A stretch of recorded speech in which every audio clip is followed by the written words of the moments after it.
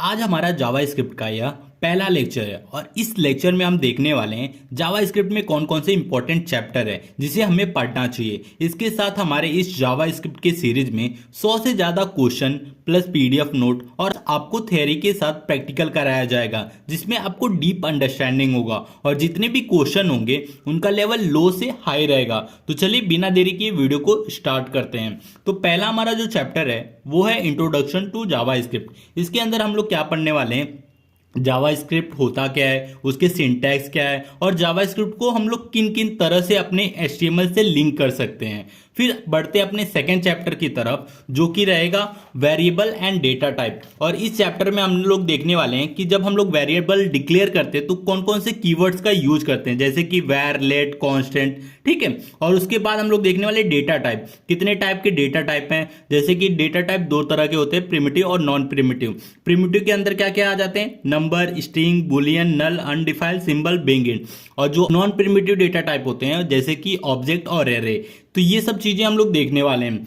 फिर बढ़ेंगे हम अपने थर्ड चैप्टर की तरफ जो कि रहेगा ऑपरेटर्स। तो ऑपरेटर्स हर जगह यूज होता है। फिर इसके अंदर हम लोग क्या क्या देखने वाले हैं, arithmetic operator, assignment operator, comparison operator, logical operator, bitwise operator and ternary operator. इतने सारे ऑपरेटर देखने के बाद हम बढ़ेंगे अपने चौथे चैप्टर की तरफ जो कि रहेगा कंट्रोल स्ट्रक्चर। कंट्रोल स्ट्रक्चर के अंदर दो चीजें आती हैं, एक आता है कंडीशनल स्टेटमेंट और दूसरा आता है लूप। कंडीशनल स्टेटमेंट में क्या क्या रहेगा, इफ, एल्स स्विच, और इसके साथ साथ टर्नरी भी हमारा कंडीशनल स्टेटमेंट में आ जाता है। फिर बढ़ेंगे अपने लूप की तरफ जो कि रहेगा for, while, do while loop, और इसके साथ साथ for in, for of loop को भी देखेंगे।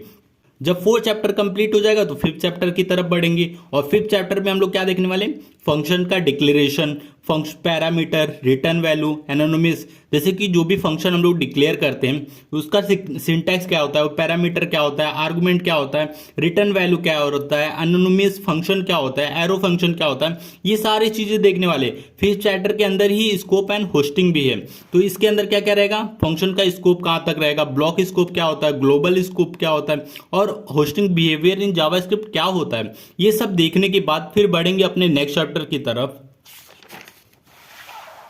जो कि रहेगा ऑब्जेक्ट एंड एरे।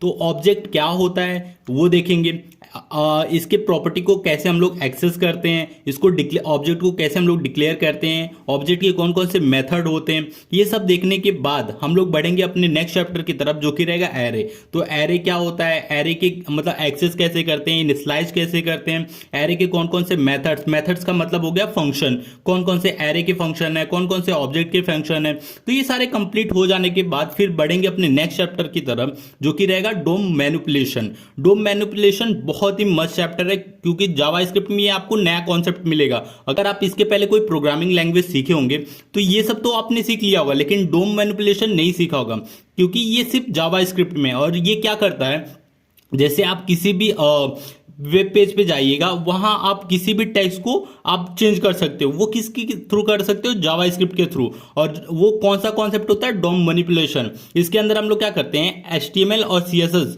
दोनों को मतलब बिना चेंज किए हुए हम लोग क्या करते हैं, जावा स्क्रिप्ट से चेंज करते हैं।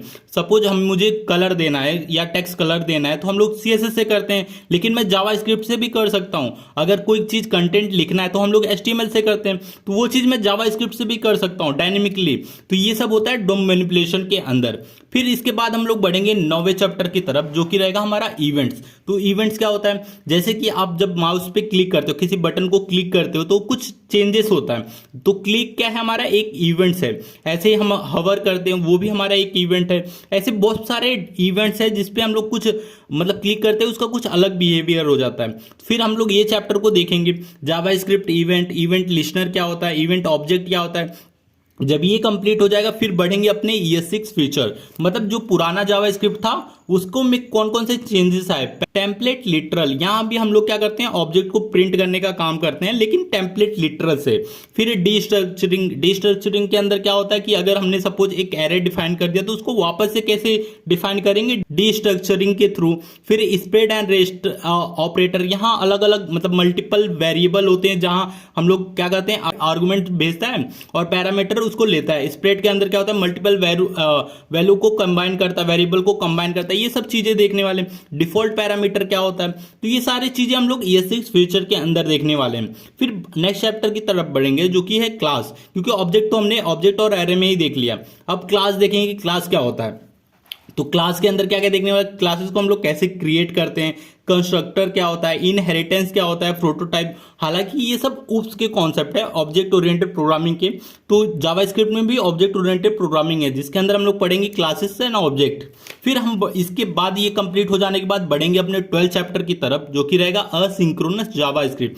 देखिए सिंक्रोनस जावास्क्रिप्ट क्या होता है, जैसे कि जो भी आप कोड करते हो सिंक्रोनस जावास्क्रिप्ट रहता है। जैसे कि एक लाइन एग्जीक्यूट करने के बाद नेक्स्ट लाइन पे बढ़ते हैं, फिर नेक्स्ट लाइन एग्जीक्यूट करना थर्ड लाइन पे, मतलब एक 1 बाय 1 हर एक लाइन को एग्जीक्यूट करते हैं। अगर बीच में कोई लाइन अगर एग्जीक्यूट मतलब एरर आता है तो बाकी के कोड एग्जीक्यूट नहीं होता है। लेकिन असिंक्रोनस जावास्क्रिप्ट के अंदर क्या होता है, सपोज पहला लाइन दूसरा लाइन एग्जीक्यूट हुआ, फिर तीसरा लाइन पैरेलली एग्जीक्यूट हो रहा है, मतलब चौथा लाइन एग्जीक्यूट होगा, फिर पांचवा और पैरेलली में थर्ड लाइन भी एग्जीक्यूट हो रहा है।